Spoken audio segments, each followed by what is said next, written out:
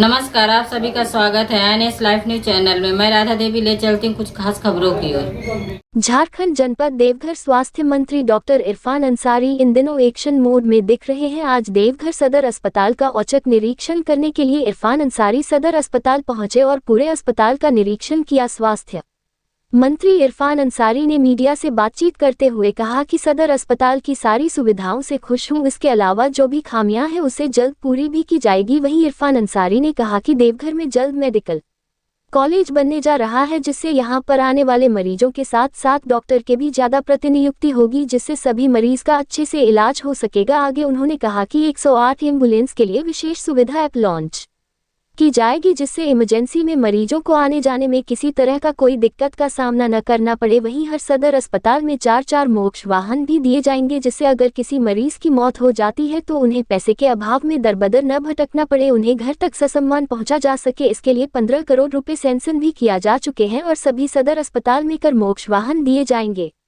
Reporting Pinku Sharma, state प्रमुख।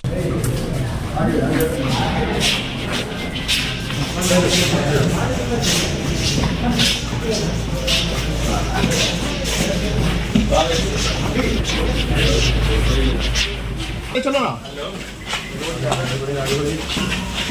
मंत्री जी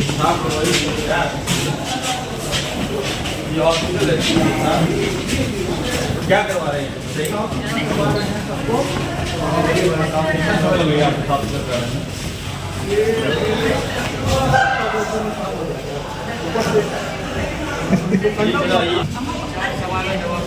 आ रहे हैं ना आप लोग। आईसीयू में कोई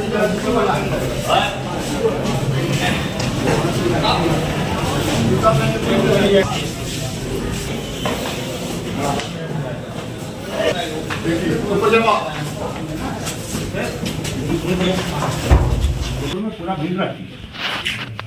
जैसे मेडिसिन का मेरा अलग चलता है, सर्जरी का अलग चलता है, हड्डी का अलग चलता है, आई का अलग चलता है। सब मिला कर आपका? हाँ, सब मिला करके 400-500 करीब आ जाते हैं टोटल। ठीक है, तो मैं बिल्कुल हम संतुष्ट हैं और ठीक ठाक व्यवस्था चल रहा है। औचक निरीक्षण में हम आए, लेकिन न जाने कैसे लीक हो जाता है बात। तो ओवरऑल कह सकते हैं कि व्यवस्था ठीक है। मेरा पहले से काफ़ी सुधार हुआ है। पेशेंट से भी मैंने मिला और सब कुछ मैंने देखा है, तो बिल्कुल काफ़ी सुधार है। और हम तो कहेंगे कि मंत्री इसको आप सबकी भी बहुत भागीदारिता रहती है।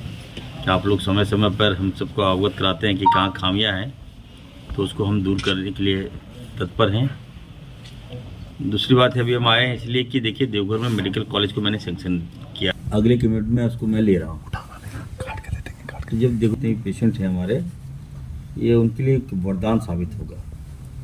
और जब मेडिकल कॉलेज बनेगा तो 3 साल में वो बन के तैयार हो जाएगा। तो लगभग 6 मेडिकल कॉलेज को अभी हम लोग कैबिनेट में ले जा रहे हैं, 4 को लेके जा रहे हैं, 2 प्रक्रिया में है। तो 4 मेडिकल कॉलेज 3 साल में बनकर होगा, तैयार हो जाएगा। और उसके बाद हम कह सकते हैं कि डॉक्टर्स जो है बड़े पैमाने पर यहाँ पर हम लोग को योगदान देंगे। डॉक्टर्स की कमी इस राज्य में नहीं होगी। दूसरा सबसे बड़ा कारण है कि देखिए राज्य बने 25 साल हो गया, लेकिन इन 25 वर्षों में किसी ने मेडिकल के क्षेत्र में अगर कहिए तो ये कि 20 सालों में कहिए, 20 सालों में किसी ने ध्यान नहीं दिया।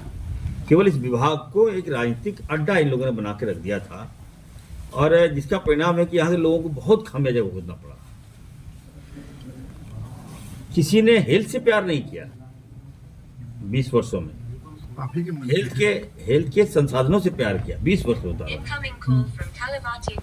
तो अब देखिए, अगर आपकी ईमानदारी से अगर आप सोचे होते तो निश्चित तौर पर इस राज्य में मेडिकल यूनिवर्सिटी बन जाता।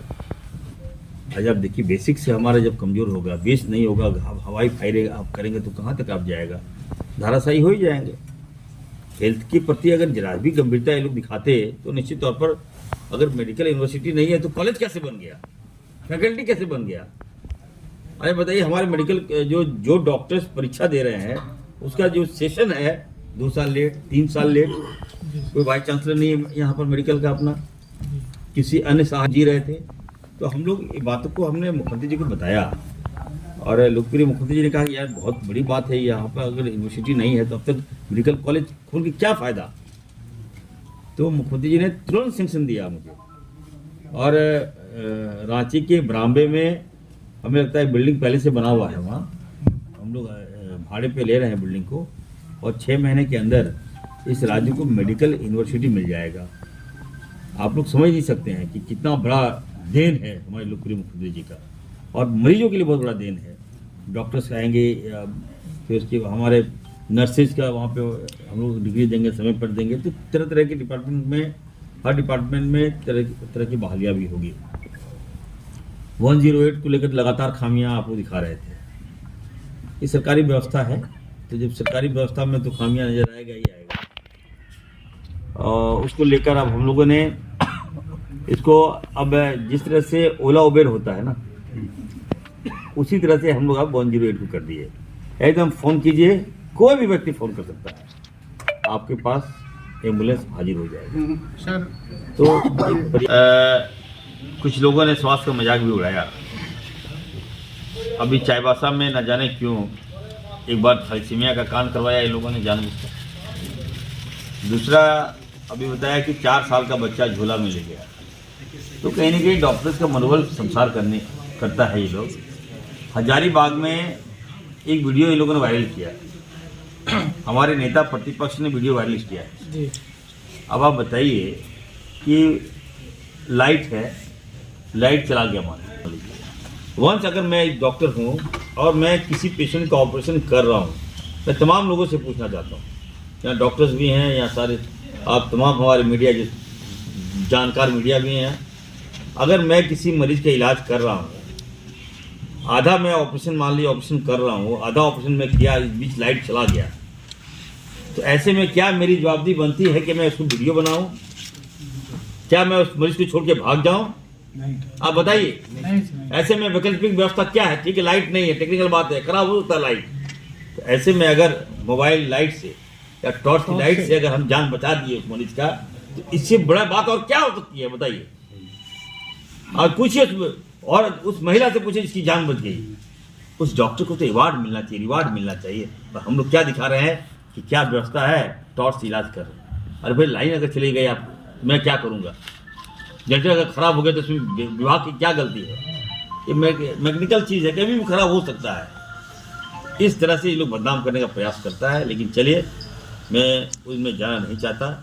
मेरा लक्ष्य है कि मैं राज्य की स्वास्थ्य व्यवस्था को और मजबूत करूँ, धार बनाऊँ। मैं एम्स को अभी मैं बुला रहा हूँ।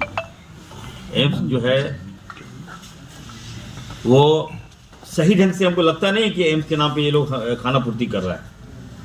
एक आदिवासी पीड़ित, कल हम देर रात हमें बुलाया, मैं उसके घर गया तो मालूम चला कि एम्स डिपार्टमेंट ने उसे एडमिट ही नहीं किया और रेफ़र कर दिया। बताइए साहब, रेफ़र कर दिया तो 3-4 रोज वो पेशेंट मरीज घर में ही चला गया, मर जाता अगर मैं फ़ोन नहीं उठाता। तो जब मैं वहाँ गया तो मालूम चल रहा है कि एम्स की जो लापरवाही के सामने आई है।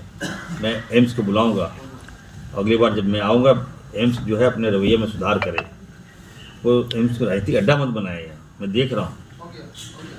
अब अगर एम्स खुला है, एम्स पे लोगों को विश्वास है, और हम लोग भी किसी को रेफर करते हैं, एम्स जाओ तो वहाँ इलाज होगा आपका। तो वहाँ अगर इस तरह की बातें आ रही है तो कहीं ना कहीं हमें लगता है एम्स में जो प्रबंधक वगैरह है उस पर मैं देखता हूँ, अगर लापरवाही अगर हुई होगी मैं जांच करूंगा। अगर जांच में दोषी पाया जाएगा तो एम्स प्रबंधक पर मैं कार्रवाई करूंगा। सदर अस्पताल के प्रचित इलाज हो पाएगा? नहीं, देखिए, आपको मैं बता दूं कि मैं एक डॉक्टर हूं और मैंने खुद आला पकड़ लिया, क्योंकि इस राज्य की हेल्थ व्यवस्था को मैं ठीक करूं। मैं ओपीडी जा रहा हूं, जमशेदपुर में गया था, धनबाद में गया हूं और सभी जिला में जाऊंगा। तो जब मैं जमशेदपुर गया था तो मालूम चला कि ओपीडी में पेशेंट मात्र 200 आ रहे थे। जब मैं गया, डॉक्टर्स का मनोबल बढ़ाया, लोगों को विश्वास दिलाया कि नहीं, सरकारी व्यवस्था भी अच्छी व्यवस्था है, आपको आना चाहिए। और आज देखिए 2-2 हज़ार पेशेंट आ रहे हैं वहाँ। धनबाद गया था मैं 3 दिन पहले, आज का आंकड़ा मेरे पास आया, आज वहाँ पे मात्र 85 पेशेंट आते थे, आज 300 पेशेंट आ रहे हैं। तो मैं देवघर भी आऊँगा, मैं ओपीडी लगाऊंगा। निश्चित तौर पर ये जो बिल्डिंग है ये पुरानी बिल्डिंग है, अभी क्रिटिकल केयर हम लोग बना रहे हैं। तो जब वहाँ पे पूरे सेटअप के साथ हम लोग आएंगे तो बेहतर आपको सुविधा भी मिलेगी, हाँ, और संसाधन भी यहाँ लोगों को मिलेगा, तो दिक्कत कहीं नहीं होगा। मैं आप सबसे आग्रह करूँगा, यदि आपको कहीं कोई खामियां लगता है, यदि आपको कुछ लगे कि नहीं कोई दिक्कतें हो रही है, तो मेरा नंबर आप लिख लीजिए, एकदम डायरेक्ट बात कीजिए आप लोगों से, मुझे समर्थन दीजिए। देखिए डॉक्टर्स आए, चलो भाग जा रहे हैं, कुछ हम बता दें आपको, चाईबासा, पलामू और चतरा डॉक्टर जाना ही नहीं चाह रहे। इसके लिए जिम्मेवार कौन है बताइए? हमारे मीडिया साथी भी जिम्मेवार हैं। अब बताइए, आप अपना टीआरपी बढ़ाने के लिए पेपर में छपवा देते हैं, लेकिन आप सोचिए उन गरीब मरीजों का बारे में जो इलाज कराने जाना चाहता है स्वास्थ्य व्यवस्था सदर हॉस्पिटल में, और वहाँ डॉक्टर्स नहीं जा रहे, वो प्राइवेट नहीं जा सकता क्योंकि उनके पास पैसे नहीं है। तो ये भी आपको देखना होगा, बहुत सेंसिटिव डिपार्टमेंट है, मुझे आप सबका सपोर्ट चाहिए इसमें। खैर संथाल होना तो मेरा बेस्ट है, मैं तो ठीक कर रहा हूँ, लेकिन अन्य जिलों में भी हम क्या नाम है आपका, नए साल के बाद करीब 300-400 डॉक्टर्स आना चाह रहे हैं झारखंड में। हम डॉक्टर्स को जिसका सम्मान हम लाना चाहते हैं, और आप सबसे आग्रह करेंगे कि डॉक्टर्स को आप लोग सपोर्ट करें, समर्थन दें, ताकि स्वास्थ्य व्यवस्था को हम ठीक ठाक करें। प्राइवेट देखिए यही तो मैं कहूँगा विडम्बना इस बात की है कि लोग, और खास करके देखिए कुछ मीडिया तो जानकार हैं, कुछ मीडिया को जानकारी नहीं है। मैं आप सबको बता देना चाहता हूँ कि 108 ये फ्री सेवा है, नहीं है सर वो, और 108 जो फ्री सेवा है, इसका काम है मरीज को जहाँ अगर कोई एक्सीडेंट हो, कहीं अगर रिक्वायरमेंट हो, तो वहाँ से पेशेंट को उठाए और या तो पास वाले हॉस्पिटल में या नहीं तो दूर वाले हॉस्पिटल में वहाँ एडमिट करके वो चलाए। लेकिन यहाँ तो कहा है कि नहीं, बॉडी जो डेथ कर गया उसको ढोने के लिए एम्बुलेंस। तो इसको देखते हुए मैंने बड़ा निर्णय लिया है, सभी जिलों में 4 मोक्ष वाहन पैसा भी आ गया है। हमने कहा आप लोग खरीदिए, बॉडी अगर कोई डेथ किया तो उसको घर पहुंचा दिए सही सलामत। ये बातें जो आई है तो मेरे संज्ञान में आया, मैंने एक्शन लिया, और लगभग 15 करोड़ रुपया उन्हें निर्गत भी कर दिया। तो मोक्षवान होगा। आप सबसे आग्रह है कि देखिए, प्राइवेट हॉस्पिटल की आप बात कर रहे हैं, प्राइवेट हॉस्पिटल में अगर कोई पेशेंट एडमिट होता है, बंद करिए, वह अलग कर रहे हैं। प्राइवेट हॉस्पिटल में अगर कोई पेशेंट एडमिट होता है, इलाज के दौरान अगर उसकी मौत हो जाती है, तो वो आपको एम्बुलेंस मुहैया नहीं कराता। कराता है क्या? अब बताइए तो, कराता है कोई? बॉडी मुहैया नहीं कराता, जब तक बॉडी मुहैया नहीं कराता तो एम्बुलेंस कहाँ से कराएगा? तो अगर सरकार, हम लोग अगर गवर्नमेंट में है, हम लोग अगर एम्बुलेंस या मुफ्त वाहन मुहैया करा रहे हैं फ्री में, तो हमको लगता है कि आप सबको ईमानदारी पूर्वक सोचना चाहिए और मुझे समर्थन देना चाहिए। मैं आने वाले दिनों में देखिएगा बिल्कुल ये व्यवस्थाओं को बदल दूंगा। मैं थोड़ा समय लगेगा, आप लोग बदलाव तो दिख ही रहा है, लेकिन आप लोग खुले मन से बोल नहीं पा रहे हैं। लेकिन हम लोग दिल से आपके साथ है मंत्री जी। को बता दे, देखिए थोड़ी समस्याएं होगी, सुन लीजिए मैं बता दूं, जो टू बी क्लियर, आप लोग चला भी सकते हैं। मंत्री जी ने ये कहा 8 लाख किलोमीटर आपका एम्बुलेंस चल चुका है, ठीक है, आखिर वो भी मशीनी है, अब जाता है खराब हो जा रहा है। हम इस खामियां को दूर करने के लिए 209 एम्बुलेंस अभी हम खरीदने जा रहे हैं बहुत जल्द। बताया ना कि जो जिससे उबेर और ओला के तर्ज पर हम चलाएंगे, तो नया एम्बुलेंस हम लेंगे। सारा पुराना जो एम्बुलेंस हम बंद कर देंगे, थोड़ा टाइम तो लगेगा ना, परचेजिंग का प्रोसेस है। तो नया एम्बुलेंस हम लेके सभी आप लोगों को देखने को मिल जाएगा। नया एम्बुलेंस कब तक? जल्द मिल जाएगा, प्रोसेस है, प्रक्रिया है। टेंडर कीजिएगा तो भाजपा को घोटाला लगेगा, इसमें डर भी लगता है। तो अब शिकायत क्या है आपका? जो है बताइए।